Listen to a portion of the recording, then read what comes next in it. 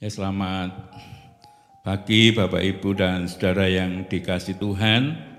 Mari kita akan membaca firman Tuhan di dalam kitab Ayub pasal yang ke-42 ayat 1 sampai dengan ayat yang ke-6.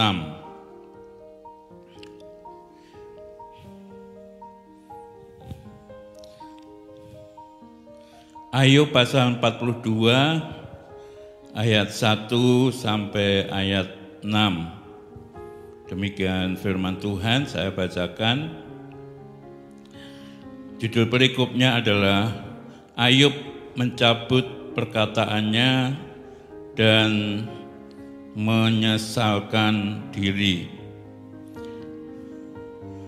Maka jawab Ayub kepada Tuhan, "Aku tahu bahwa Engkau sanggup melakukan segala sesuatu dan tidak ada rencanamu yang gagal.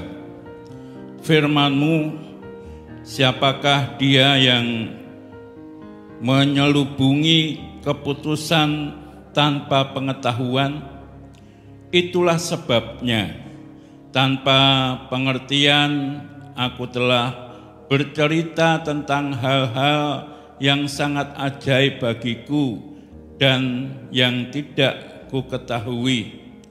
Firman-Mu, datanglah, dengarlah, maka akulah yang akan berfirman.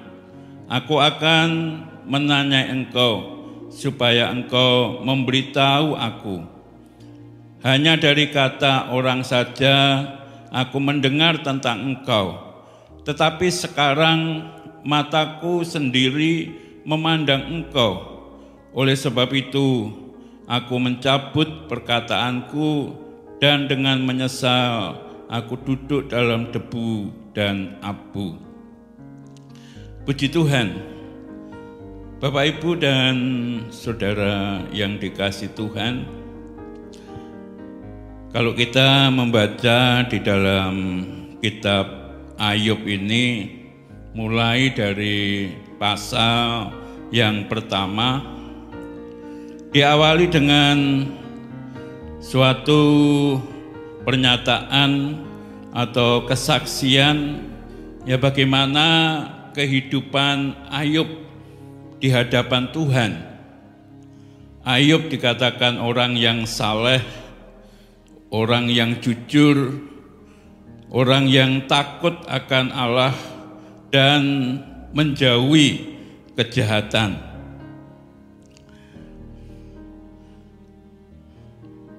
Tetapi yang menjadi pertanyaan adalah kenapa orang yang sebaik Ayub harus mengalami penderitaan yang sedemikian. Semestinya menurut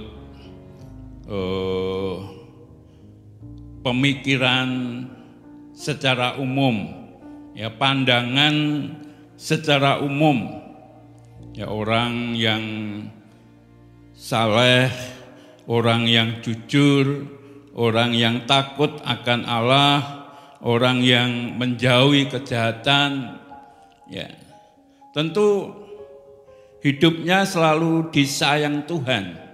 Hidupnya ada di dalam berkat-berkat Tuhan senantiasa.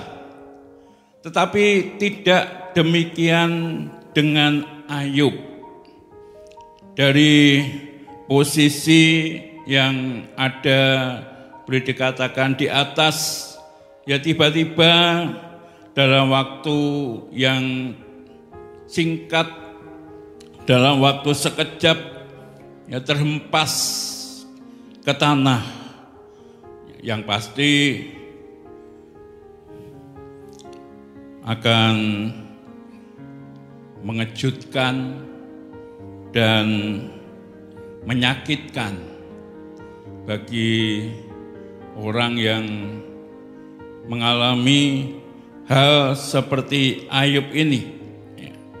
Bagaimana tidak kalau kita merenungkan Bapak Ibu dan Saudara yang dikasih Tuhan, dari orang yang boleh dikatakan sangat-sangat diberkati oleh Tuhan. Ayo berkeluarga, dikaruniai 10 anak, 7 laki-laki dan 3 perempuan. Diberkati oleh Tuhan dengan kambing domba jumlahnya 7.000 ekor, unta jumlahnya 3.000 ekor, lembu jumlahnya 500 pasang atau 1.000 ekor, keledai jumlahnya 500 ekor. Ya, budaknya dikatakan banyak sekali. Ayub disebut orang yang terkaya di wilayah timur pada waktu itu, dan saya sangat percaya bahwa keluarganya menjadi keluarga yang pasti berbahagia dengan keadaan yang sedemikian. Tetapi Alkitab mencatat bahwa Tuhan mengizinkan keadaannya berubah total dalam waktu yang sekejap.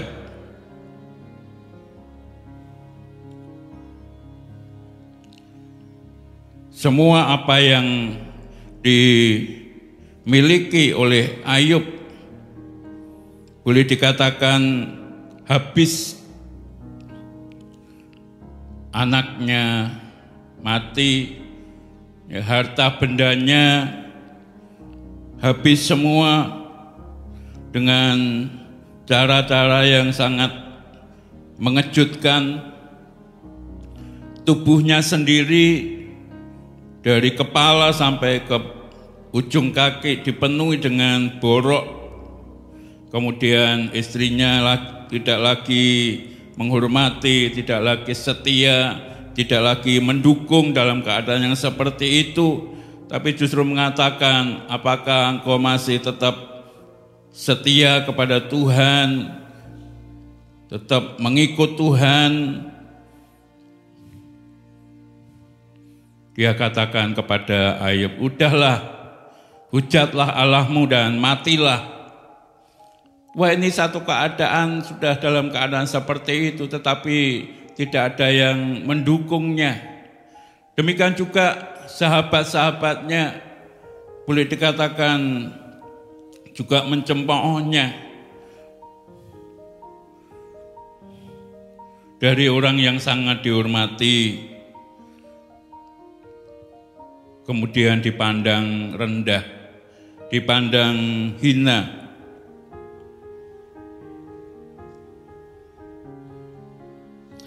Mungkin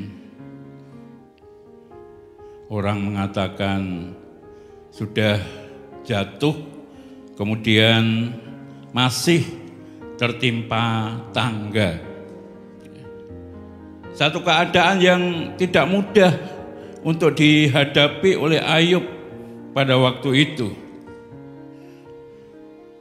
Bukan saja orang-orang yang mengerti keadaan Ayub, tetapi juga pertanyaan timbul di dalam kehidupan Ayub, mengapa ini bisa terjadi?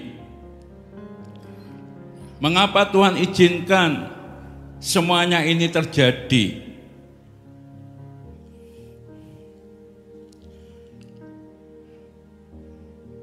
Kalau kita membaca di dalam pasal 1 ayat yang ke-13,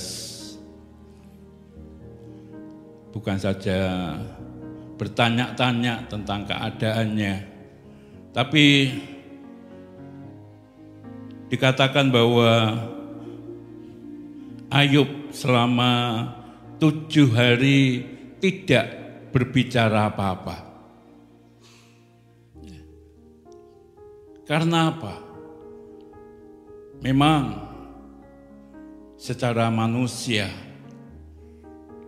hal yang dialami oleh Ayub bukan sesuatu yang begitu saja bisa diterima.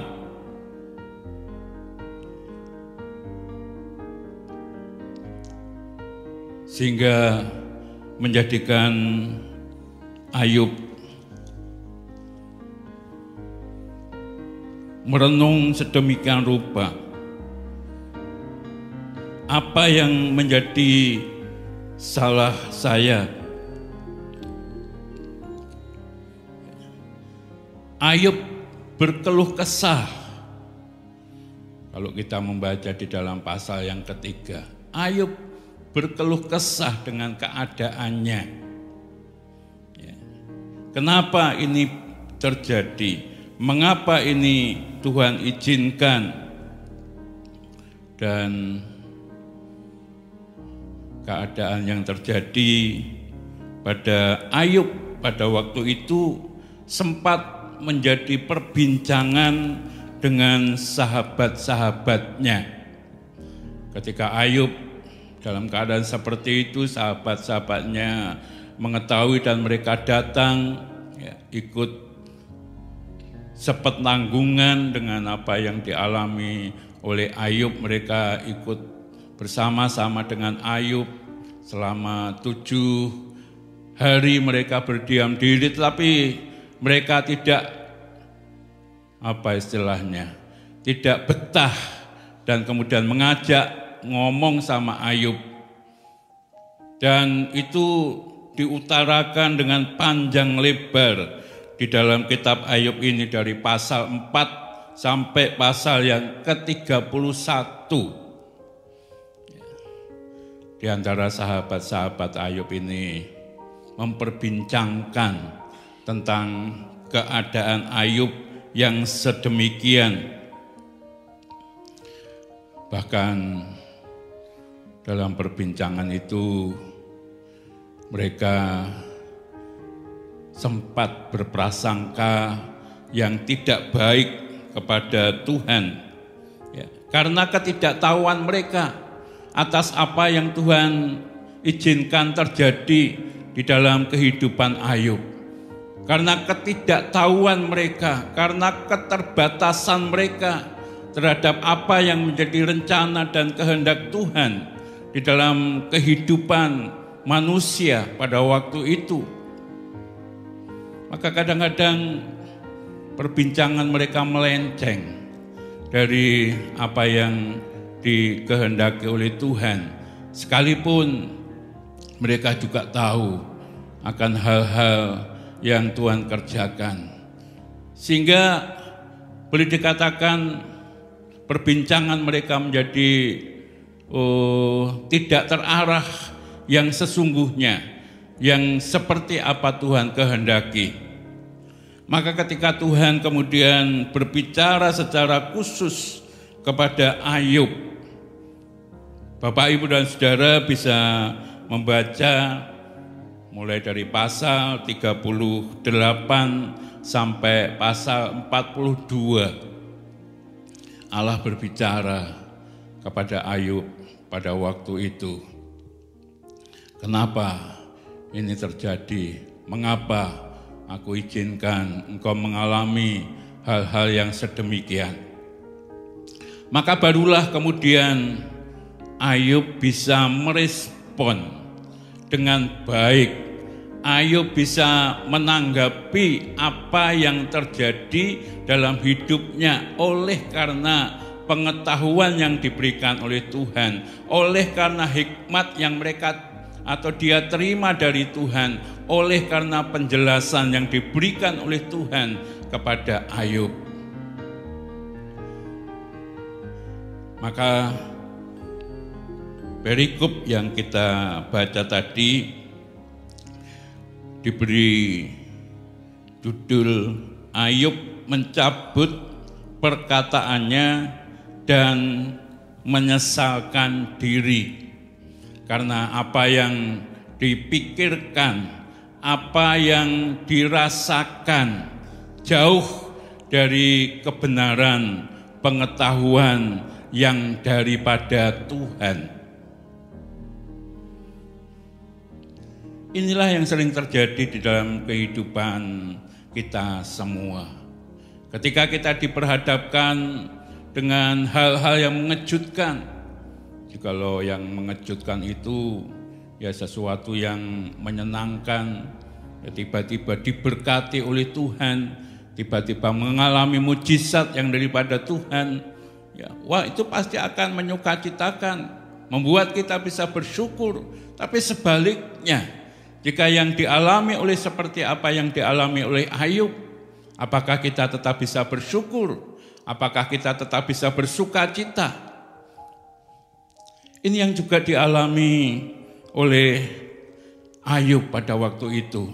Maka ketika Allah berbicara kepada Ayub, ketika Ayub mendengar perkataan yang daripada Tuhan, ketika Ayub mendengar penjelasan yang daripada Tuhan, ketika Ayub dengar-dengaran akan firman yang daripada Tuhan, mengubah cara pandang Ayub, mengubah cara berpikir Ayub, mengubah perasaan Ayub, dan mengubah jalan pikirannya untuk bisa menghadapi semua apa yang terjadi pada waktu itu. Nah, apa respon Ayub ketika Allah telah memberikan firman-Nya kepada Ayub? Dikatakan di dalam ayat yang kedua dari pasal yang 42, aku tahu bahwa engkau sungguh sanggup melakukan segala sesuatu. Aku tahu bahwa engkau sanggup melakukan segala sesuatu.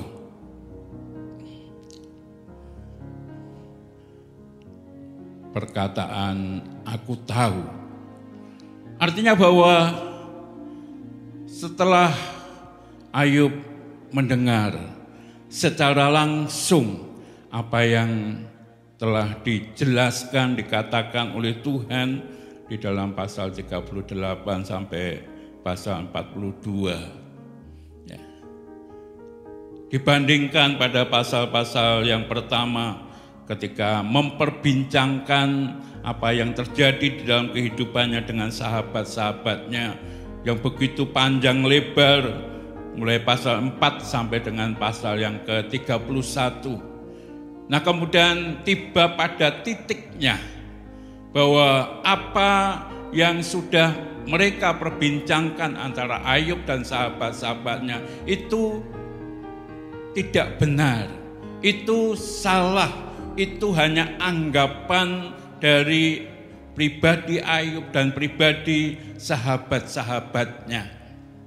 Nah, ketika Ayub mendengar langsung dari Tuhan, bukan dari perkataan sahabat-sahabatnya, bukan dari timbul hatinya sendiri, tapi dari Tuhan, maka Ayub menyadari, aku tahu sekarang, aku tahu sekarang bahwa Tuhan sanggup melakukan segala sesuatu.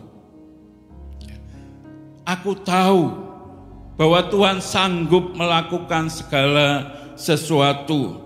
Tuhanlah yang memiliki otoritas atas segala kehidupan. Tuhanlah yang berdaulat atas segala kehidupan. Tuhanlah yang berkuasa atas apa yang terjadi. Artinya bahwa Ayub menyadari kalau pada waktu itu harus mengalami hal-hal yang sangat mengejutkan bagi dirinya. Itu semua karena Tuhan yang mengerjakannya. Tidak ada seorang pun yang bisa menolak akan kedaulatan Tuhan. Kalau Tuhan sudah berkata iya, maka terjadilah seperti apa yang dikatakan oleh Tuhan. Terjadilah apa yang dikehendaki oleh Tuhan, sehingga tidak membuat Ayub menjadi gelisah lagi, tidak membuat Ayub menjadi bersungut-sungut lagi, tidak membuat Ayub menjadi bertanya-tanya lagi, tetapi Ayub sebagai orang yang saleh, orang yang dekat dengan Tuhan, orang yang takut dengan Tuhan, maka ketika mendengar apa yang disampaikan oleh Tuhan, maka dia berkata, aku tahu bahwa ini memang otoritas Tuhan, kehendak Tuhan.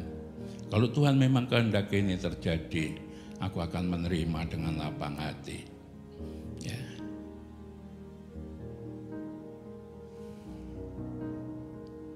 Aku akan menerima semuanya. Aku tidak akan menyalah-nyalahkan Tuhan lagi. Aku tidak akan bersungut-sungut kepada Tuhan. Justru membuat aku semakin hormat kepada Tuhan, merendahkan diri di hadapan Tuhan, mau hidup di dalam kedaulatannya. Ini yang kemudian mengubah cara berpikir Ayub, cara Ayub merasakan apa yang sedang Tuhan izinkan terjadi pada waktu itu. Karena dia tahu bahwa Allah yang berdaulat atas segala sesuatu dalam hidupnya.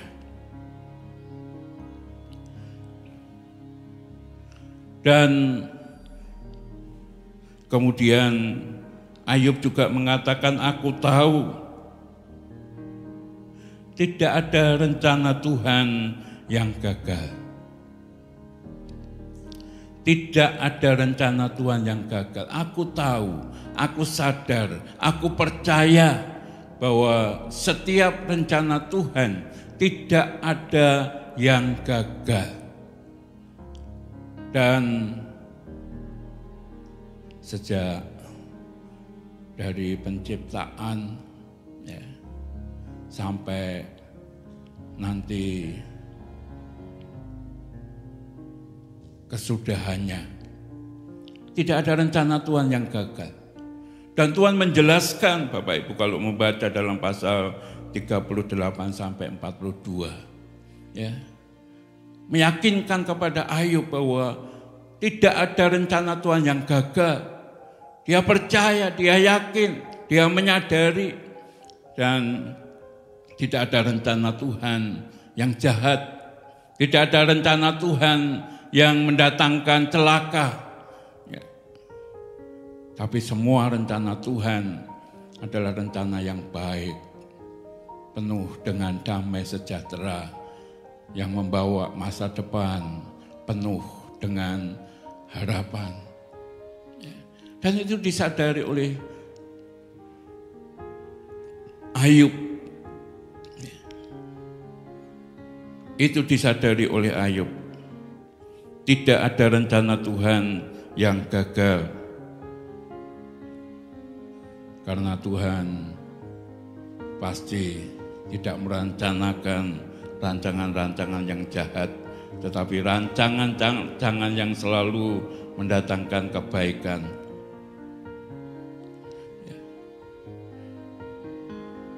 Maka dalam keadaan yang sedemikian membuat respon Daud sangat berbeda.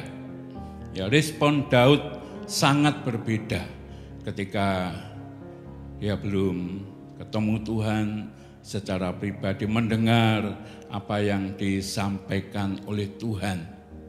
Kalau tadinya dia menyesal, dia kemudian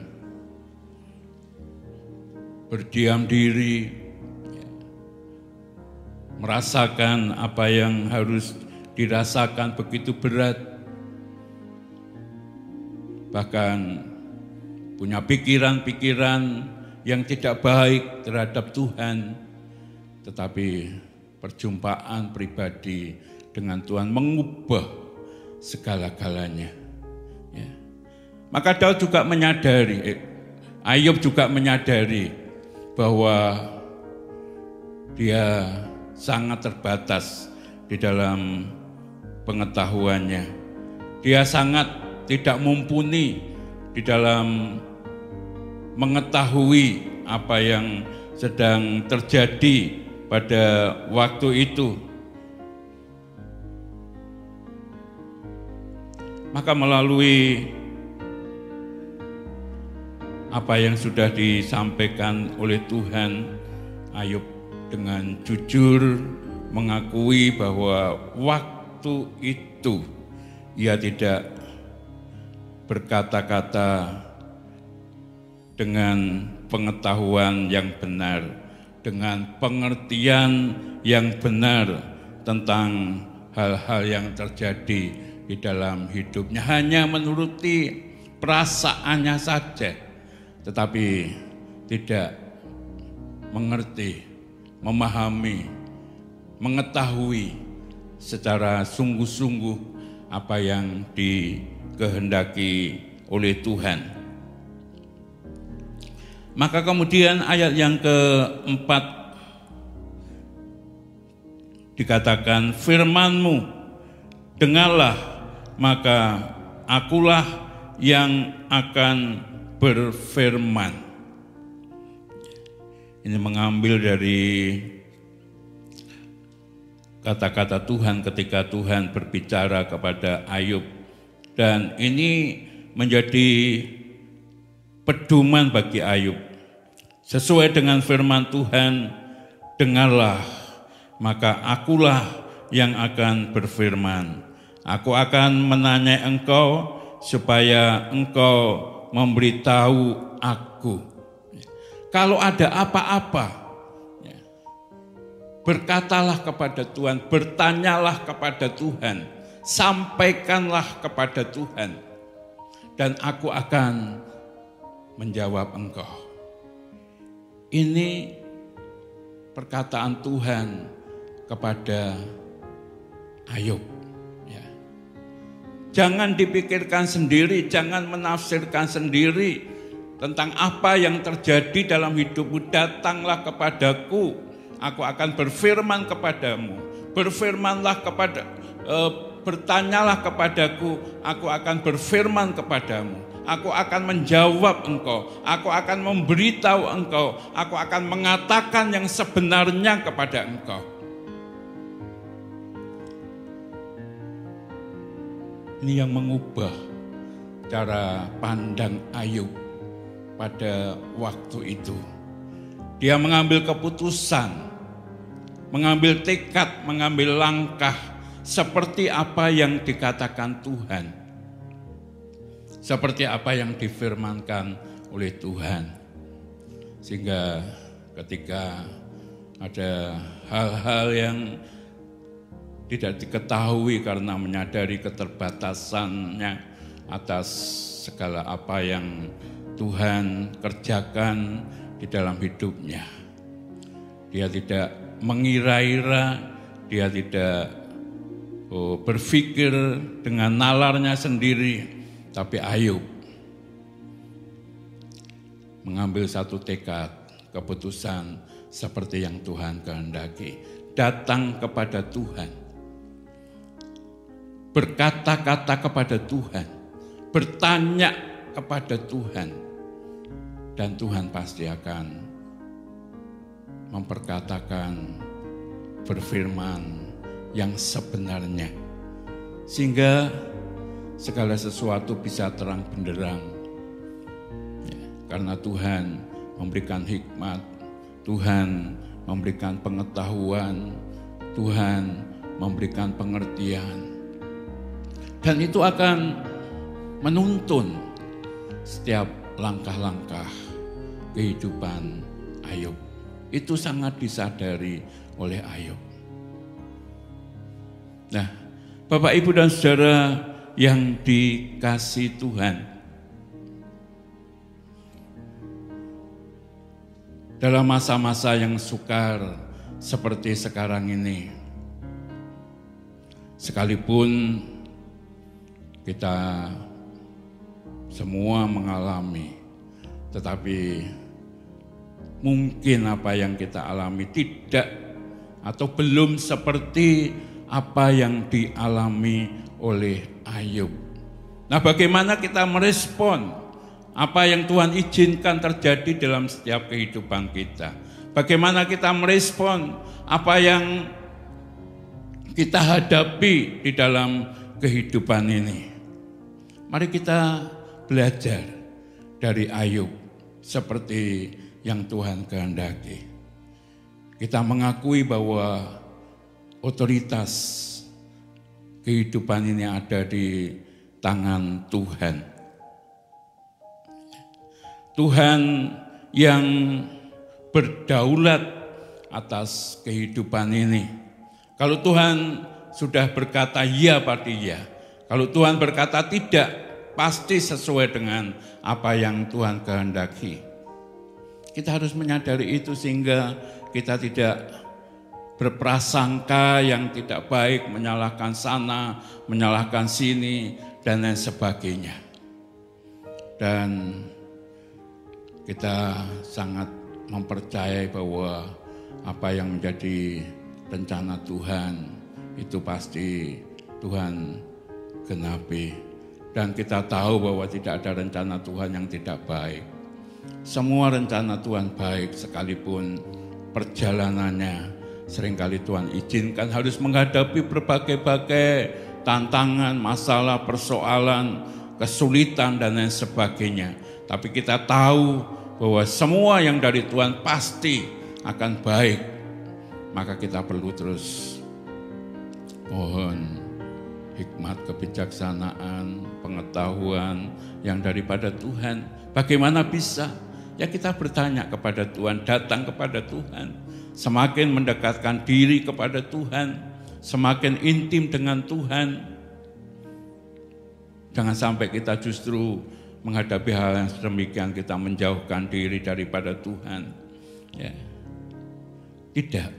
Mari kita belajar seperti yang dikatakan oleh Ayub. Ya. Ketika aku bertanya kepada Tuhan, Tuhan pasti menjawab. Ya. Tuhan pasti berfirman. Tuhan pasti memberikan petunjuk, menjelaskan, sehingga kita bisa merespon segala sesuatu yang terjadi dengan baik, tapi juga dengan benar. Biarlah kita selalu berserah kepada kedaulatannya, kepada kehendaknya. Tuhan pasti akan memberikan kekuatan kepada kita untuk bisa menanggung semua apa yang Tuhan izinkan terjadi di dalam setiap kehidupan kita. Itulah yang dialami oleh Ayub, yang dilakukan oleh Ayub.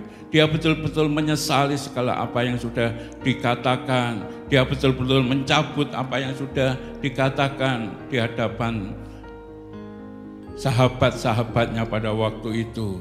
Dan dia merespon apa yang telah disampaikan oleh Tuhan dengan baik dan dengan benar.